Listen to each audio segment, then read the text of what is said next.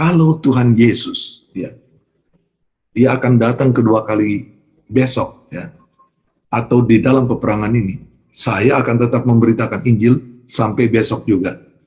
Tapi ada satu peperangan yang lebih jauh daripada itu adalah ketika di akhir-akhir, masa akhir itu adalah bagaimana iblis itu seolah-olah bisa memerangi Allah.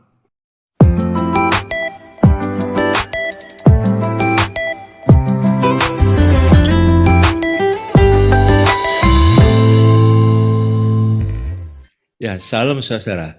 Kita berjumpa lagi dengan program Redemption Issues, dan karena firman Tuhan itu adalah pita bagi kaki kita dan terang bagi jalan kita. Firman Tuhan itu yang menerangi hidup kita sehari-hari dalam menghadapi isu-isu yang ada. Termasuk saat ini kita sedang menghadapi isu apakah akan terjadi perang dunia ketiga setelah Rusia menyerang Ukraina. Apakah sudah terjadi perang dunia ketiga? Itu menjadi pertanyaan banyak orang. Bahkan juga ada orang yang mengatakan, wah kalau Rusia menyerang Ukraina, ini pasti perang nuklir. Karena negara-negara barat sudah memprotes, sudah merespon keras terhadap Rusia. Yang menjadi pertanyaan, apakah ini sudah perang dunia ketiga? Nah, kita saat ini bersama-sama dengan Pak Tommy Lengkong. Shalom Pak Tommy. Ya, shalom Pak Andi, shalom seluruh pemirsa podcast dari Redemption Issue. Ya, sehat-sehat selalu Pak Tommy ya. Terima kasih Pak, saya dalam keadaan sehat, puji Tuhan. Itu yang kita harapkan juga ya dengan Pak Andi. Iya. Dan semua yang mengikuti ini ya. Ya, semua sehat-sehat dan puji Tuhan Pak. Ya. Puji Tuhan.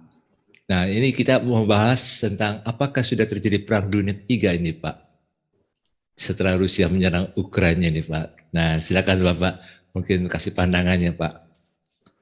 Iya, sekali lagi shalom Bapak Ibu dan saudara-saudara. Ini memang hal yang menarik dan ini juga hal yang boleh dikatakan menjadi hal yang mengkhawatirkan ya. Dan kita turut merasa sedih, turut berduka dengan saudara-saudara kita yang mengalami penderitaan karena invasi atau perang yang dilakukan oleh Rusia terhadap Ukraina. Dalam membahas tentang apakah dengan situasi yang kita lihat sekarang terjadi seperti yang terjadi antara Rusia dan Ukraina ini akan terjadi suatu perang dunia yang ketiga ya.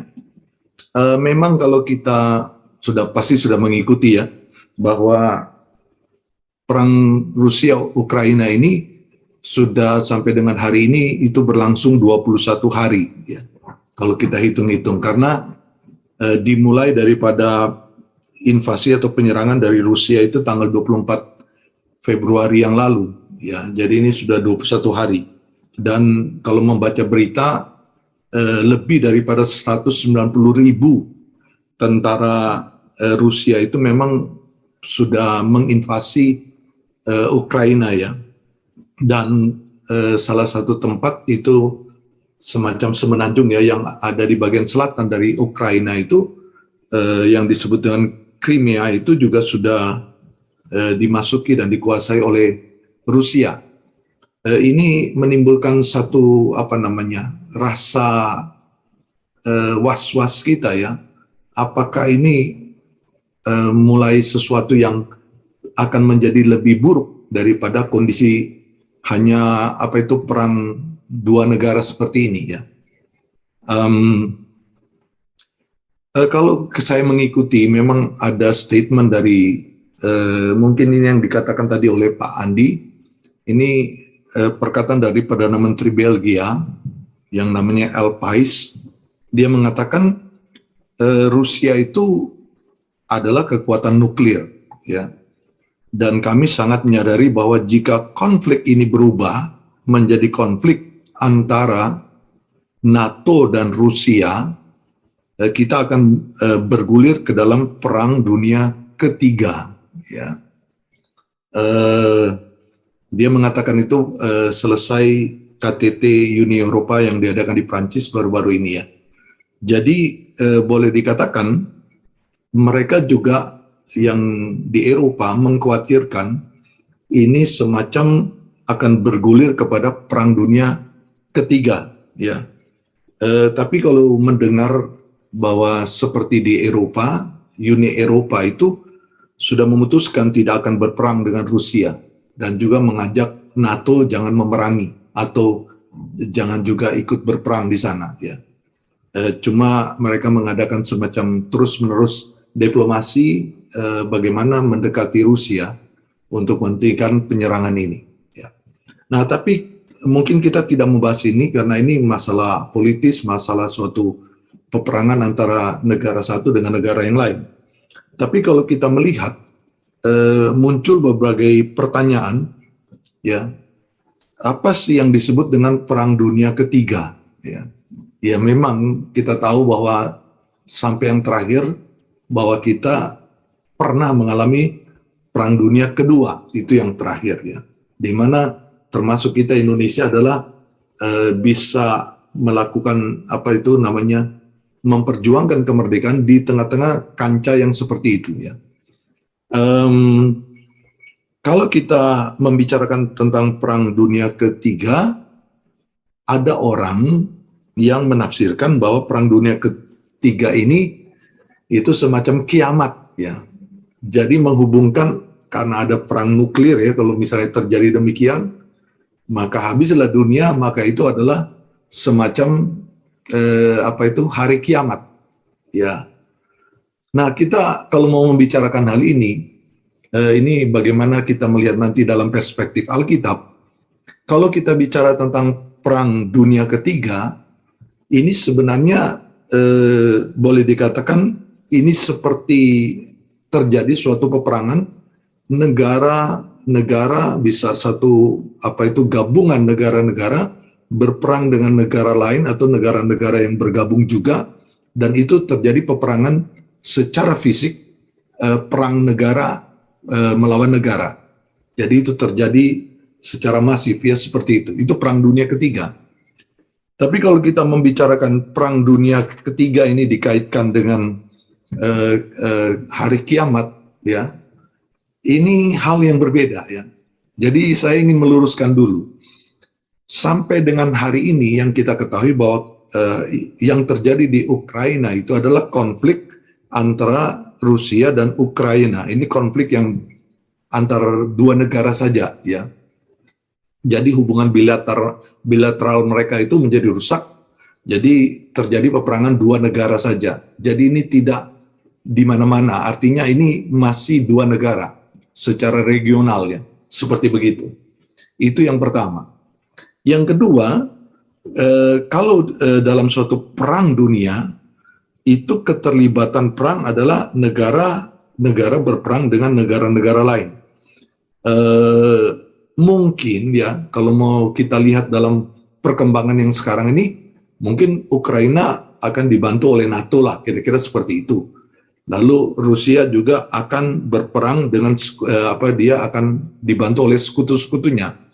Ini yang disebut mungkin bisa disebut sebagai Perang Dunia Ketiga, seperti itu. Jadi perang antar negara atau gabungan negara-negara. Nah, kalau kita bicara kiamat, ya, ini sedikit berbeda, karena kalau berbicara kiamat, kalau kita bicara peperangan hari kiamat itu berkaitan dengan kedatangan Tuhan Yesus yang kedua kali, ya, di mana iblis dengan pengikutnya berperang terakhir kalinya, ya, terakhir kalinya dia melawan pihak Allah dan juga gerejanya, ya, dengan orang-orang kudusnya. Jadi itu peperangan yang mau dikatakan perangnya secara rohani, ya, bukan memang fisik akan terikut serta, tapi ini bentuknya perang secara rohani, ya. Jadi ini berbeda dengan apa yang disebut dengan perang dunia yang terjadi kalau kita lihat di dalam dunia ini, ya. Nah, Perang Dunia Ketiga dan perang ini iblis melawan Allah gitu, ini berbeda, memang kita harus lihat. Jadi jangan dikait-kaitkan seperti itu.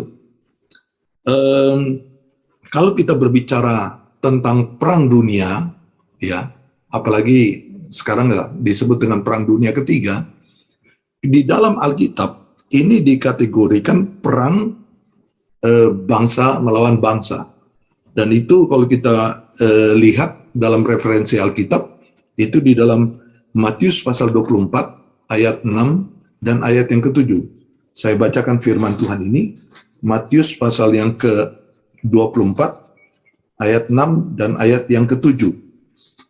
Karena kalau dalam firman Tuhan ini dikatakan bahwa sebelum kedatangan Kristus yang kedua kali itu ada tanda-tanda dalam zaman ini, ya, zaman akhir, ya. Nah, dalam ayat yang ke-6 dikatakan demikian, kamu akan mendengar deru perang atau kabar-kabar tentang perang, namun berawas-awaslah, jangan kamu gelisah, sebab semuanya itu harus terjadi, tetapi itu belum kesudahannya. Jadi perang ini belum kesudahannya, belum kiamat, ya. Ayat 7, sebab bangsa akan bangkit melawan bangsa, dan kerajaan melawan kerajaan, akan ada kelaparan dan gempa bumi di berbagai tempat. Itu yang dikategorikan perang dunia, itu adalah di dalam Matius 24 ayat 6 dan 7. Jadi ini perang manusia melawan manusia, ya. Itu yang disebut dengan, kalau kita kategorikan, perang dunia yang ketiga. Nah, sedangkan perang yang terakhir itu, iblis dengan pengikutnya melawan Allah dan gereja, itu perang rohani. Dan ini kalau kita katakan, perang ini adalah usaha-usaha terakhir, seperti begitu, ya. Iblis seolah-olah mau menyesatkan dunia dan berperang melawan Allah, tapi kemudian perang itu dimenangkan, artinya Allah sebenarnya akhirnya memberikan penghukuman kepada iblis dan pengikut-pengikutnya, yaitu terjadi pada saat kedatangan Kristus. Jadi menjelang kedatangan Kristus. Nah, kalau kita lihat di sini, ini jelas berbeda dengan yang disebut sebelumnya, ya. Nah, kalau kita berbicara tentang perang yang disebut iblis melawan Allah, perang yang terakhir, itu di dalam kitab Wahyu digambarkan, ya. Kalau kita membaca tentang ada metrai, ya, ada sangkakala, ada cawan murka, maka itu di bagian baik metrai yang ketujuh, baik sangkakala yang ketujuh, cawan murka yang ketujuh, itu yang berbicara tentang akhir daripada dunia. Dan kalau kita lihat khususnya dalam pasal 16 ayat 17-21 tentang cawan murka, itulah peperangan yang terakhir, ya. Iblis melawan Allah. Ini yang disebut dengan hari kiamat, di mana disebutkan kalau kita baca di dalam Alkitab ada perang Harmagedon, ya. Kalau kita ketahui yang disebut dengan Harmagedon ini sebenarnya suatu simbolisasi, ya, karena yang diambil perang Harmagedon ini tentang peristiwa yang pernah terjadi pada saat bangsa Israel itu diserang oleh Raja Yabin, ya, itu masa hakim-hakim. Karena Raja Rabin bersama dengan orang-orang Kanaan itu merampok orang-orang Israel, menjara, merusak ladang-ladang mereka. Lalu orang Israel dalam keadaan takut bersembunyi. Lalu muncullah si Deborah, ya, hakim-hakim perempuan itu, dan kemudian mengalahkan. Walaupun Raja Yabin ini mempunyai 900 kereta besi, itu gambaran tentang alustistanya Raja Kanaan ini, tapi bisa dikalahkan oleh Allah secara ajaib melalui peperangan yang dilakukan dipimpin oleh Deborah dan juga Barak pada waktu itu. Jadi kalau kita lihat, ini keajaiban dari yang dialami bangsa Israel. Demikian juga gambaran ini yang diangkat pada waktu di kitab Wahyu, bagaimana peperangan akhir itu Allah mengalahkan iblis, bahkan membuang iblis akhirnya ke lautan api. ini penggambaran perang yang terakhir. Ya. Dalam arti tidak sama dengan perang-perang yang terjadi di dunia ini. Jadi kalau kita berbicara kemungkinan bisa terjadi perang dunia, itu masalah yang berbeda ya. Tapi kalau jangan mengkait-kaitkan perang dunia ketiga ini, hubungannya nanti ini sudah mendekat dengan hari perang terakhir iblis melawan Allah atau kiamat itu. Ya. Nah ini yang saya bisa sampaikan Pak Andi untuk sementara di situ dulu. Sampai Ya, di situ dulu. jadi ada dua catatan dalam perang dunia ini, Pak. Yang pertama, kalau misalnya, jadi Rusia menyerang Ukraina itu bukan berarti itu langsung perang dunia ketiga. Itu hanya regional, peperangan regional. Iya, betul. Karena nanti kalau peperangan nanti di zaman akhir itu selalu pakai sangkut paut dengan orang-orang Kudus dan bangsa Israel. Iya, betul. Nah, karena itu kan Harmageddon itu terjadi di Israel. Iya, tapi ini bentuknya simbolis ya Pak ya. Oke. Ya. Ya. Nah, jadi yang kita yakini saat ini adalah ini belum terjadi perang dunia ketiga. Rusia menyerang invasi Ukraina. Tapi kita juga harus bersiap-siap kalau kemungkinan terjadi peperangan-peperangan yang makin mendekat. Ya kita berdoa aja supaya nggak terjadi lah. Nah, ya. Itu kan Pak. Memang ini Pak yang jelas kalau kita baca di dalam Matius yang tadi saya sebutkan, Matius pasal 24 ayat ya 6 dan 7 itu menggambarkan jelas sebelum peristiwa-peristiwa akhir terjadi, akhir dari zaman ini atau yang disebut dengan kiamat itu, terjadi peperangan-peperangan antar manusia ini Pak, antar bangsa-bangsa melawan bangsa yang lain, negara melawan negara. Itu yang terjadi. Mungkin ini minta maaf ya, mungkin bisa berakhir nih perang Rusia dengan Ukraina, bisa berakhir ya. Tapi kita jangan tenang bahwa enggak jadi ya berarti perang yang ini bisa saja terjadi di tempat yang lain ya. Betul. Masih ada peperangan karena itu adalah tanda-tanda dari zaman akhir ini. Betul. Dan itu belum akhir dari segala-galanya, dikatakan belum akhir dari segala-galanya.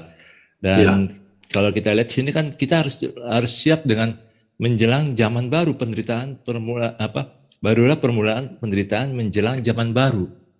Iya, betul Pak. Dan kita mungkin mengalami penganiayaan, mengalami kayak dibenci, dan akan terjadi hal-hal yang tidak menyenangkan bagi orang-orang percaya.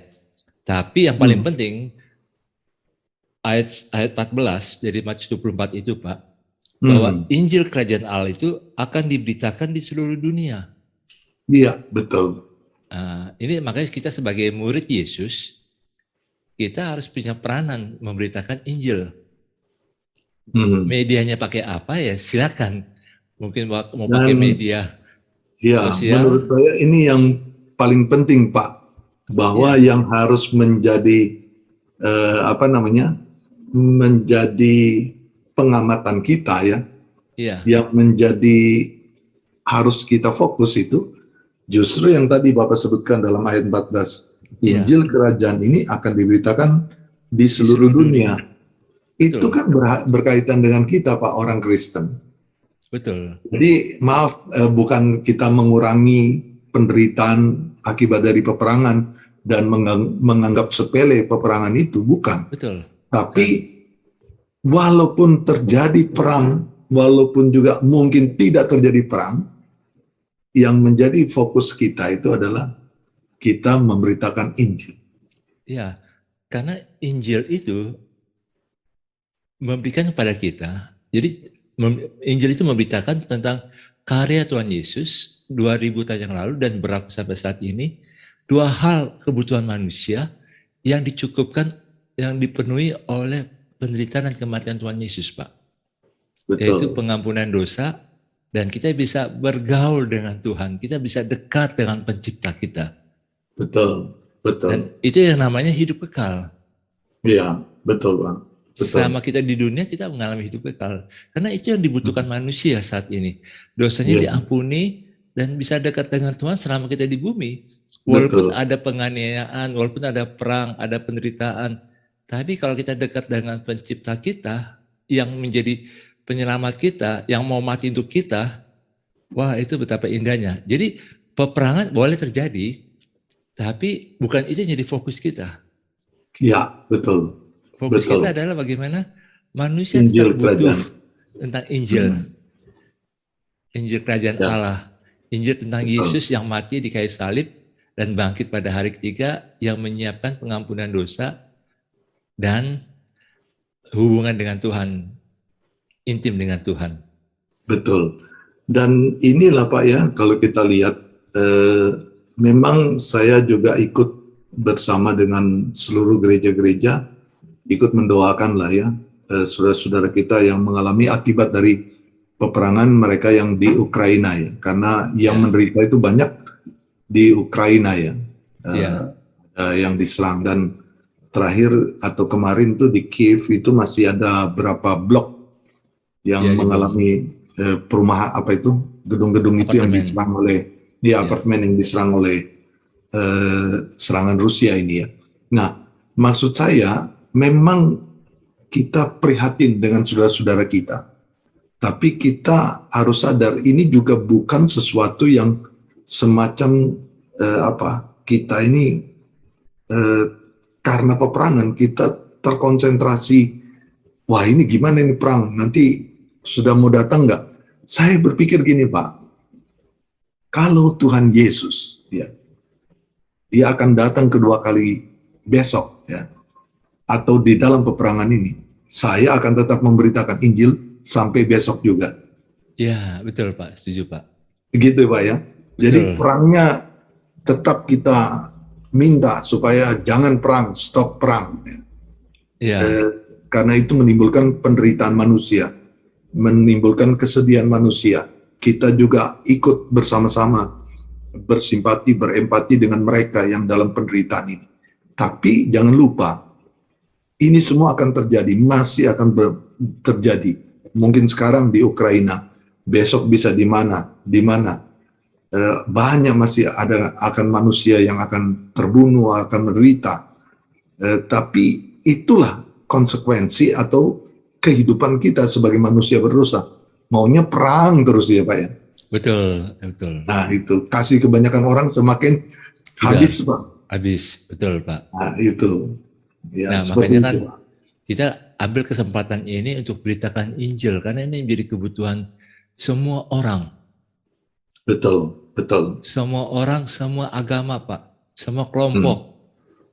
Ya, apapun orangnya, dari manapun orangnya, karena mereka butuh adalah pengampunan dosa dan dekat dengan Tuhan. Betul, betul Pak. Cuman dalam peperangan yang saat ini terjadi, yang tadi Bapak singgung juga, ini kan antara bangsa dengan bangsa, tapi juga adanya peperangan dari iblis dan pasukannya kepada orang-orang kudus, Pak. Ya, itu dia yang tadi saya sebutkan. Ya, nah, ini yang tadi Bapak sebutkan, itu kan berarti kan peperangan rohani, Pak. Iya, betul. Tidak kelihatan, tapi boleh dirasakan, dialami oleh setiap orang percaya. Iya. Setiap orang yang mau dekat dengan Tuhan.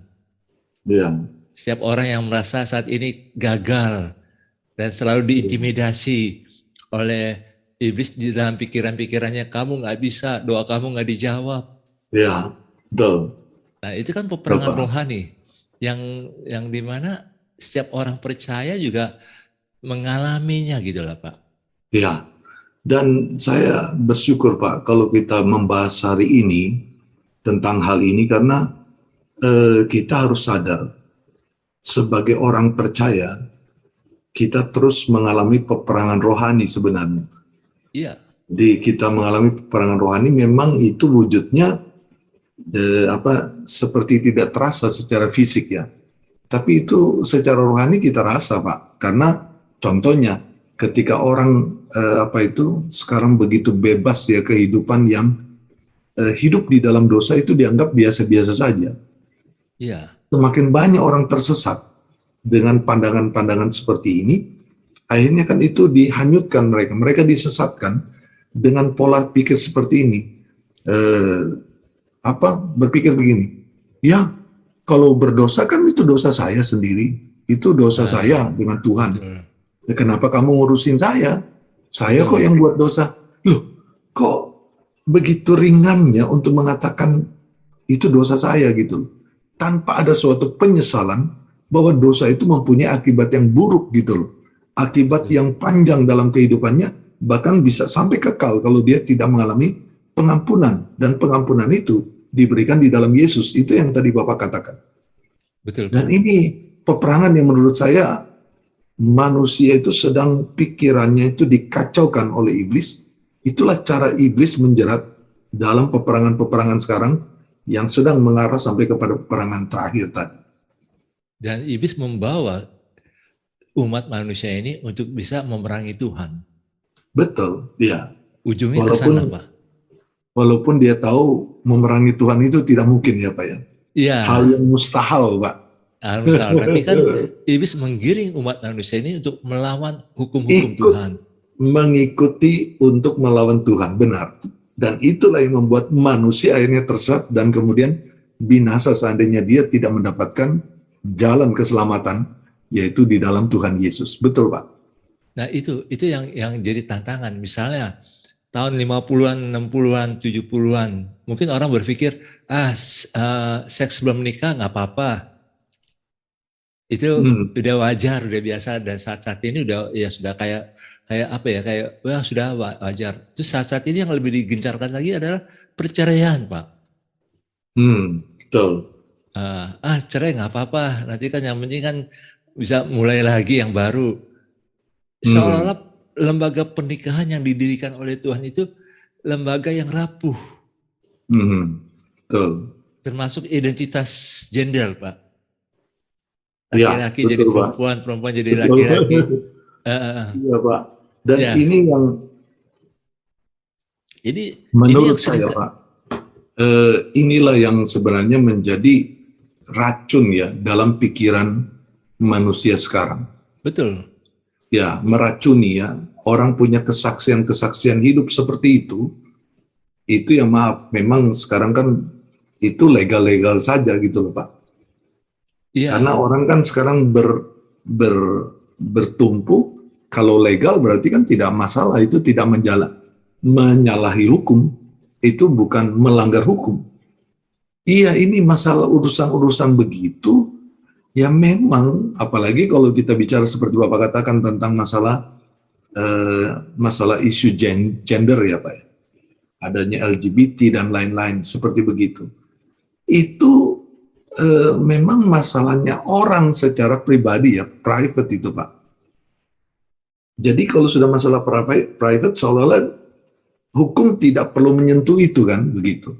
Betul Pak. Tapi kan kita berhadapan bukan hukum hanya hukum yang dibuat manusia, tapi kan kita mempunyai hukum yang jelas itu di hadapan Tuhan kan.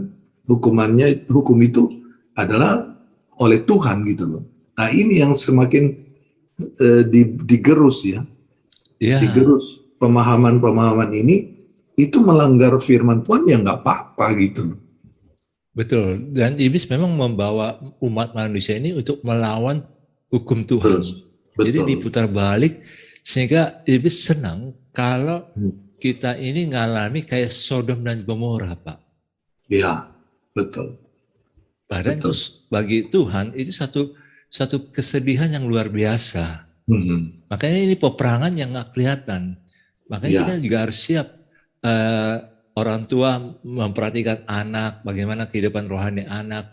Suami juga memperhatikan kehidupan rohani istri. Istri juga memperhatikan kebutuhan rohani suami. Sehingga bisa saling memperhatikan, untuk saling menjaga dalam keluarga. Betul, karena Pak. Itu sebenarnya kekuatan gereja bukan di gedung gereja, bukan di ibadah. Tapi kekuatan gereja adalah kekuatan dalam rumah. Karena itu lebih spesifik, lebih sehari-hari 24 jam. Dan itu bisa kelihatan. Kalau misalnya seorang suami punya masalah, nggak mungkin pendetanya itu bisa mendampingi dia 24 jam. Iya, betul. Ya. Pasti istrinya lah yang bisa mendampingi dia 24 jam. Atau Ya. sebaliknya. Nah, itu sebabnya pentingnya kekuatan gereja itu dalam rumah, dan rumah itu saling menjaga supaya peperangan rohani yang dialami itu bisa saling bahu-membahu, saling Ya. mendoakan, saling menguatkan dalam rumah. Ya. Sehingga kalau ada satu lemah, yang lain menguatkan. Jangan ditinggalkan, jangan dibiarkan sendiri. Karena peperangan ini sangat bukan hanya memakan energi, tapi menguras semua potensi kita jadi lemah. Kalau peperangan rohani ini terjadi, Pak. Betul, betul. Karena peperangan rohani ini kalau kita nggak menang dalam peperangan rohani ini, kita akan mengalami bagaimana kita nggak berdaya. Kita nggak berdaya menghadapi tekanan-tekanan yang iblis buat itu, Pak. Ya, betul, Pak. Makanya kan perlu ada istri menguatkan suami, suami menguatkan istri, orang tua menguatkan anak dalam situasi apapun juga. Karena supaya kita menang nih, keluarga-keluarga yang jadi pemenang. Ya, memang mungkin sekarang, Pak, karena dampak daripada, kalau kita kembali ya dengan pembahasan kita, kalau bicara tentang peperangan ya, yang sekarang sepertinya orang selalu mengatakan, wah ini ini bisa menjadi pemicu dari Perang Dunia Ketiga. Memang efeknya kan dirasa sekarang, Pak. Ya, betul. Ini kan harga bahan bakar, memang Indonesia, pemerintah ini bisa mengontrol ya, bisa mengaturnya dengan baik. Tapi kan di negara-negara lain yang bebas dalam arti tergantung pasaran dunia, Pak, harga minyak itu. Kalau dia naik, berarti naik juga. Dia turun. Sejak Amerika itu menghentikan import BBM atau bahan minyak daripada Rusia, itu kan mulai di Amerika itu merangkak juga harga BBM. Di Eropa juga demikian, merangkak harga BBM naik. Ya. Ini dampak, Pak, dan mulai orang khawatir nanti juga masalah yang berkaitan dengan makanan itu bisa ada dampaknya. Nah, seperti itu. Itu yang mungkin menjadi ketakutan, kekhawatiran banyak orang, sehingga inilah yang akan menjadi worst, apalagi kalau sudah tanda petik tadi. Sedangkan Perdana Menteri Belgia aja yang di daerah Eropa itu mengatakan demikian, bahwa Rusia itu adalah kekuatan nuklir. Mereka sangat mengkhawatirkan untuk itu. Ini yang menjadi kekhawatiran, Pak. Jadi sekarang fokus kita sepertinya ke sana. Tapi jangan lupa seperti yang tadi Pak Andi katakan, bahwa kita yang real yang akan kita hadapi itu adalah peperangan dengan si jahat, si iblis ini. Betul. Dan itu kita harus waspada, karena Alkitab kan jelas mengatakan, Pak, bagaikan singa yang mengaum-ngaum, iblis itu. Betul. Menunggu. Memang namanya Satan itu artinya kan menunggu. Kalau baca dalam bahasa Ibrani, dia menunggu. Artinya selalu mencari kesempatan. Dan itulah yang kita harus tetap dalam pertahanan, seperti yang kata Pak Andi tadi.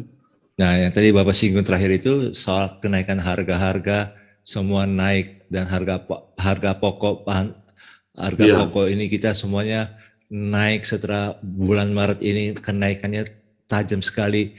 Boleh dibilang ini inflasinya belum tahu ini berapa persen nih inflasinya. Nah, di sini sebabnya kalau kita mengalami seperti ini, jangan biarkan kita dalam kekhawatiran. Iya, betul. Nah, ini juga bagian dari peperangan rohani sebenarnya. Karena iblis ingin membawa kita seolah-olah Tuhan itu nggak peduli dengan kebutuhan kita. Iya, betul. Nah, makanya suami istri dan anak-anak satukan hati untuk sama-sama berdoa. Percayalah, Tuhan itu pemelihara. Iya. Harga-harga boleh naik, mungkin harga diri kita boleh turun. Tapi ingat, kita berharga di mata Tuhan. Amin, betul. Iya. Dia memperhatikan kita, Pak ya. Dia memperhatikan kita. Ya, dia peduli. Sesuai dengan Ibrani 13 Pak, ayat 5 itu kan Pak. Jangan engkau menjadi hamba uang. Ya. Cukupkanlah dirimu Karena Allah tidak pernah membiarkan engkau sendirian dan tidak pernah meninggalkan engkau sendirian. Betul. Jadi artinya kalaupun juga naik, ya memang mau buat apa? Itu kan di luar kemampuan kita. Ya, betul. Cuman kita ngatur-ngatur aja di rumah lah. Iya, betul Pak. Ngatur-ngatur aja sambil doakan supaya apa yang ada di rumah kita itu bagaikan 5 roti dan 2 ikan. Iya. Jadi Tuhan selalu bisa mencukupkan kita ya Pak. Betul Pak. Nah, doa Bapak kami jelas Pak. Ya.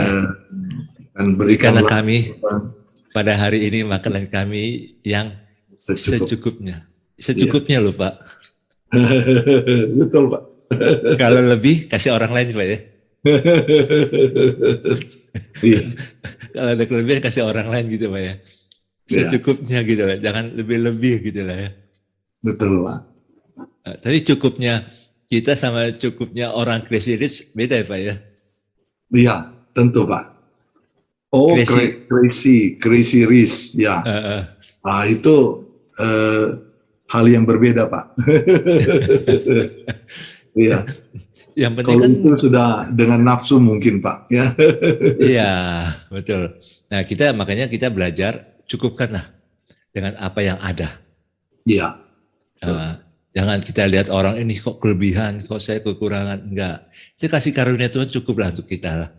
Betul. Jangan membandingkan kita dengan orang lain yang punya kelebihan gitu lah. Iya Pak. Saya justru bersyukur Pak, karena doa Bapak kami itu membuat kita tetap sehat Pak. Iya Pak. Karena supaya jangan kelebihan Pak ya. Nggak kelebihan Pak. Coba kalau makan kelebihan Pak. Mungkin usia-usia 50-an, 60-an ini sudah banyak masalah-masalah kolesterol, gula darah. Betul Pak. Jantungan, dan itu sangat repot sekali kalau sudah kena itu Pak. Makanya kita bersyukur tiap hari kita kontrol makan kita gitu sih Pak. Ya. Jadi kesimpulannya dari pembicaraan kita ini Pak, kita nggak usah takut dengan Rusia invasi Ukraina. Karena ini bukan perang dunia ketiga. Kalau ini perang, ini hanya perang regional. Tapi yang kita harus lebih perhatikan adalah peperangan rohani. Di mana iblis selalu menggiring kita untuk menjauh dari Tuhan, untuk melawan hukum Tuhan, untuk melawan Tuhan sendiri, sehingga kita makin jauh dari Tuhan. Dan iblis itu punya kesempatan yang lebih banyak lagi kalau kita makin jauh dari Tuhan, untuk menyerang kita, untuk mengintimidasi kita, sehingga kita seolah-olah Tuhan itu kok jauh dari kita, Tuhan itu kok nggak bela kita, Tuhan itu nggak jawab doa kita. Sepertinya Tuhan nggak peduli dalam hidup kita, apalagi dengan kenaikan-kenaikan ini, kenaikan-kenaikan harga. Tapi bagaimanapun juga, ini bagian dari peperangan rohani. Makanya kita harus sebagai suami, istri, orang tua dan anak, kita bahu-membahu lah, saling menjaga, saling mendoakan, saling menguatkan. Karena situasi seperti ini, kalau bukan keluarga yang saling menopang, itu agak sulit. Iya, betul. Makanya pemulihan keluarga itu penting.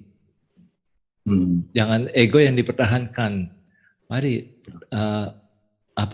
supaya betul-betul kita saling menjaga dalam peperangan rohani ini. Kalau tidak, kita tidak akan mampu menghadapi intimidasi iblis. Karena dalam peperangan rohani ini sangat berat. Apalagi dengan harga-harga yang makin naik, makin berat tekanan dalam iman kita. Dan ini kita akhirnya berpikir, ini bagaimana nih? Bagaimana mengelolanya? Uangnya sudah nggak pas-pasan. Tapi kalau ada iman, kita percaya, kita berdoa, kita minta hikmat Tuhan. Supaya apa yang ada pada di rumah kita, itu bagikan 5 roti dan 2 ikan. Selalu cukup sesuai dengan kebutuhannya. Dan ini yang kita belajar pada saat ini, tidak usah takut dengan peperangan-peperangan yang ada. Tapi kita harus makin kuat dalam Tuhan. Peperangan rohani itu yang sering kali menyerang kita setiap saat. Jadi akankah terjadi perang dunia ketiga? Nggak usah dipikirin. Yang dipikirin adalah ayo kita berdoa. Bukan berarti kita tidak ikut prihatin ya Pak dengan situasi di sana. Ya itu bisa juga terjadi di mana-mana. Jadi kita sebagai manusia, kita juga mempunyai solidaritas lah dengan pergumulan saudara-saudara kita di Ukraina. Ya betul. Kalau itu ya, kita tetap doakan saudara-saudara kita. Ya, tapi artinya itu tidak membuat kita jadi khawatir sekali. Ya. Kita harus makin ajak keluarga kita, ayo kita berdoa nih. Ya. Kita berjaga-jaga dan berdoa dalam situasi apapun juga yang Tuhan akan buat kita ini. Nah, mungkin ada closing statement dari Pak Tommy. Silakan Pak Tommy. Ya, jadi kita berhadapan dengan perang di dalam dunia ini, itu sudah menjadi tanda-tanda zaman dari zaman akhir, sebagaimana yang disampaikan oleh Alkitab. Ya, bahwa seperti tadi saya katakan, saya membaca dari Matius pasal 24 ayat 6 dan 7, bahwa kabar tentang perang itu adalah yang terjadi sebelum kesudahannya. Nah, tapi yang kedua, kalau kita melihat suatu peperangan yang seperti sekarang, dan mengarah seperti akan lebih worse lagi, ya memang itu tidak juga bisa diluputkan kalau itu akan terjadi. Tapi ada satu peperangan yang lebih jauh daripada itu adalah ketika di akhir-akhir masa akhir itu adalah bagaimana iblis itu seolah-olah bisa memerangi Allah. Tapi Allah itu berkuasa untuk mengalahkan dan menghukum iblis pada saat yang terakhir. Mungkin sampai dengan hari ini pergumulan kita seperti yang dikatakan tadi, kita masih mengalami peperangan-peperangan secara rohani. Ya, dalam hidup kita sehari-hari, dalam kita bermasyarakat, dalam kita juga dengan sesama, masih ada tantangan-tantangan seperti ini. Tapi jangan takut, karena kita kalau di pihak Allah, siapakah yang akan menjadi lawan kita? Jadi mari kita tetap beriman, dan kita tahu yang menjadi fokus kita adalah Injil diberitakan ke seluruh dunia ini. Barulah tiba kesudahannya. Ya, terima kasih Pak Tommy. Terima kasih Pak. Ya, saudara, inilah redemption issues yang menjawab masalah-masalah yang ada dari sudut pandang Alkitab. Dan biarlah ini menolong kita dalam menghadapi situasi yang sedang kita alami saat ini. Karena firman Tuhan adalah pelita bagi kaki kita dan terang bagi jalan kita. Kalau saudara ada usulan-usulan atau komen, silakan saudara tulis di komen. Apa usulan-usulan isu-isu yang saudara alami, hadapi, saudara boleh tulis di komen. Dan kami akan menjawab dan kami akan membahas isu-isu yang saudara usulkan. Dan saudara bisa like, subscribe, dan juga saudara bisa share kepada teman-teman saudara, komunitas saudara dari Redemption Issues ini. Tuhan Yesus memberkati. Shalom. Tuhan memberkati. Shalom.